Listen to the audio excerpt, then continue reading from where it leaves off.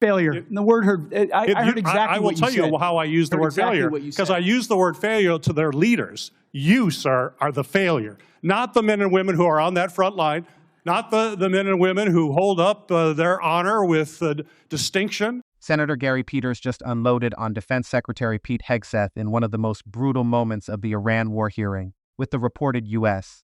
military death toll at 17 and more troops wounded. Peters accused the administration of having no clear strategy, no credible exit plan, and no accountability for the Americans paying the price. Hegseth tried to turn the criticism back on him, but Peters shut it down with one devastating line. You, sir, are the failure. Watch this explosive confrontation unfold. But if there's a lack of a winning strategy, they're in harm's way. Their leaders have failed them. And that's what's happening. We have political leadership. You don't have a strategy. You don't have a long-term plan to actually win this war. Win the war. The men and women are going to be able to do it, but they need to have leadership. When will you show leadership? When will you show leadership? Peters just exposed the contradiction at the center of this war. Hegseth is asking Congress for billions more, yet he still cannot clearly explain the objective, the exit plan, or how many more American troops could be placed in danger. The administration calls this strength. Peters calls it failure. And when soldiers are dying while the strategy remains unclear, that is not leadership. It is a reckless gamble with American lives. On day 14 of this conflict, Mr. Secretary, day 14, nearly 5 months ago, you stated that Iran's military had been, quote, destroyed and, quote, made combat ineffective. That was on day 14 of the war. Was that an accurate statement? They didn't have a Navy any longer. It was completely sunk. Their missiles were buried underneath a lot of their underground facilities, and their defense industrial base has been almost completely destroyed. So as far as a military assessment of Iran's capabilities, it didn't mean by any stretch of the imagination absolute zero, but their capabilities Mr. Secretary, at the lowest level you they've been in a stated very that long time. on day 14 of this conflict, in the second week of the conflict, you stated that Iran's military had been, quote, destroyed and, quote, made combat ineffective. Was that an accurate statement? Yes or no? Iran's ability to challenge the United States of America at the level at which we're capable of. That's not what I asked you, Mr. Secretary. You said on day 14 Iran's military had been, quote, destroyed and, quote, made combat ineffective. Yes or no, was that an accurate statement? What the American military has done to the question? Iranian military is a historic military Will you defeat, answer the and question they're ineffective under oath? in that context. 3 weeks later, you declared victory. That was now nearly 4 months ago. 3 weeks after you'd already said Iran's military was destroyed and combat ineffective, you said, quote, Operation Epic Fury was a historic and overwhelming victory. You said Iran's military had been rendered, quote, combat ineffective for years to come. And you stated we had, quote, achieved every single objective. Were those accurate statements?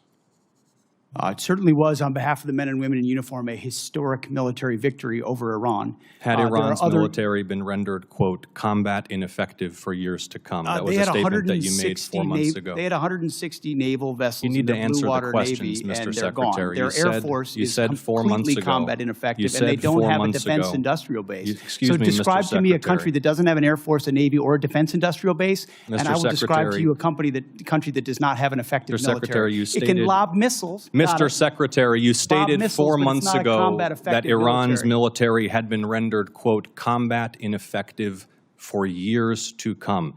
Has Iran's military been, for the last 4 months, combat ineffective? It's been set back not just years, but likely decades. You stated we had, quote, build at the level it did before, and not even close. It doesn't mean it doesn't have capabilities. Mr. Secretary, you stated we had, quote, achieved every single objective. Was that an accurate statement 4 months ago? The main objective of this was to ensure that Iran never gets a nuclear weapon. Their main sites were obliterated. We're watching over them, and we're holding them at issue. If they don't give them up at the table, there's other ways we can take them away. Early in the conflict Iran will on never day have a 3, nuclear Mr. weapon. Secretary, early in the conflict, day 3, you said one of those core objectives was to, quote, destroy the missile threat. And as you restated on day 5, to, quote, obliterate Iran's missiles and drones. Those were clearly and repeatedly stated core objectives of the campaign, which 4 months ago you declared had been completed victoriously with every single objective achieved. Were those objectives achieved 4 months ago?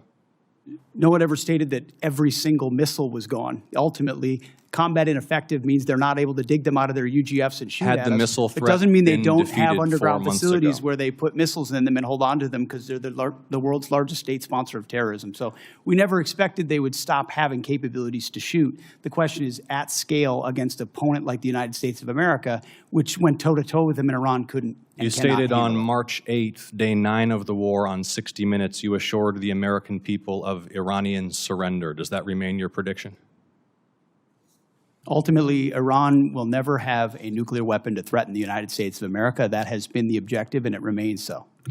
So just to review, you will not answer whether your statement made on the 14th day of the war that Iran's military had been, quote, destroyed and made combat ineffective was a truthful statement to the American people as you sit here and ask for tens of billions more for the conflict. Senator's time has But a expired. historic and effective military campaign against the largest state sponsor of terrorism. Won't will answer the ensure they question. never Senator get a nuclear Peters. weapon. Ossoff just boxed Hegseth into his own words.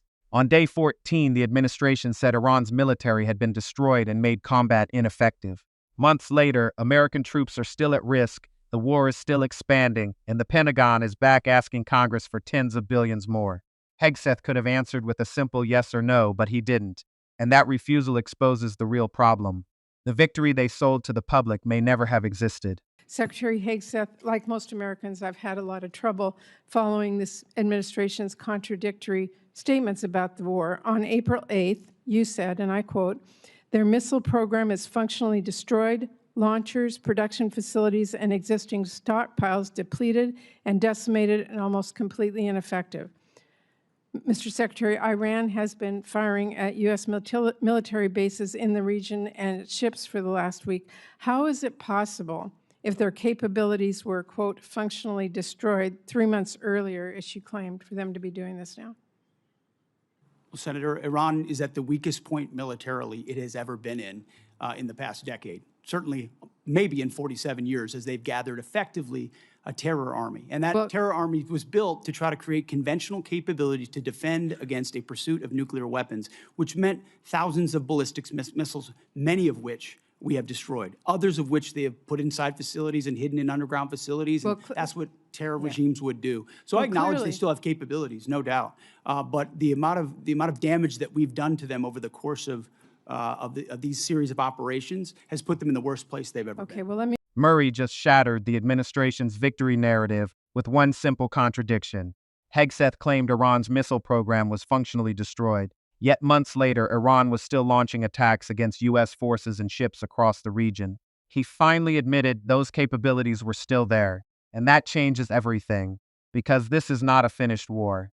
It is an active threat the administration declared defeated before American troops were actually safe. Let me interrupt your speech for a minute, Mr. Secretary. It's my turn to ask questions. I've been listening patiently while you made your presentation. You estimated at one point that the cost of the war in Iran was $29 billion, but then added a caveat that there was a replacement of munitions, for example. Do you have a new estimate about what the war has cost us so far in this, the 5th month of the first year of this war in Iran? Senator, the estimate we have as of today is $37.5 billion. And is the current activity, which we've been told about, the exchange of fire back and forth in Iran, an indication that that number is going to go up in the months ahead? Some of that number captures additional O&M, mill pay, and other that would be anticipated through the fiscal year. So some of that anticipates what costs would be going out in the future as well. So the new number you've given me is what? $37.5 billion. Senator. And that represents the cost of the war through what period of time? Through now for certain aspects of it, but also mill pay, O&M, other anticipated costs through September 30th, Senator. Durbin just forced Hegseth to put a number on this war, $37.5 billion. And still rising, that is the part the administration cannot hide behind slogans or victory speeches. American troops are still in danger, the operation is still expanding, and taxpayers are being asked to keep paying without a clear end date. Hegseth calls it necessary. Durbin exposed the real problem. Washington is spending billions on a war it still cannot clearly explain how to finish. You show some leadership and stand up to your fellow Democrats who won't fund the troops, who stand and play partisan politics while you don't give us the money. You want to stand up here and talk about the troops? You won't show any political courage to actually fund our department because you have Trump derangement syndrome and can't actually commit to anything meaningful. So I put this on you, Senator. Secretary Hegseth, you have trillions, you have over $1 trillion, you're asking for $1.5 trillion. It's not a question of money, it's a question of leadership and understanding what it takes to actually win. Political cowardice of Democrats who won't fund the troops. And that is why Peter's final line hit so hard. The administration keeps talking about victory, strength, and success, but senators exposed a war with no clear endgame, rising costs, contradictory claims, and American troops still paying the price.